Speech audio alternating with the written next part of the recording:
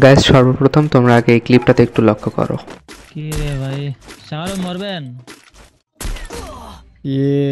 One tap লাগাই দিছে mother চোদ। মরেন মরেন। পোলাবান এই নর্মাল পোলাবান যেমন ওয়ান ট্যাপটে মারা না, খুবই রাগ উঠে যায়।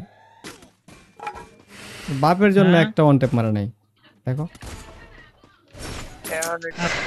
এখন আসি এই খানগির বলার টপিকে। কথা হইতেছে, ভাই তুই আমারে কতদিন ধরে চিনস? যে তুই আমারে বললি যে একটা নর্মাল প্লেয়ার এসে এইভাবে মারে যায়, যে বাপের জন্ম একটা ওয়ান ট্যাপ মারতে পারে না। আরে ভাই তুই আমারে কয়দিন ধরে চিনস? তুই আমারে সেই কথাটা তো বলতো।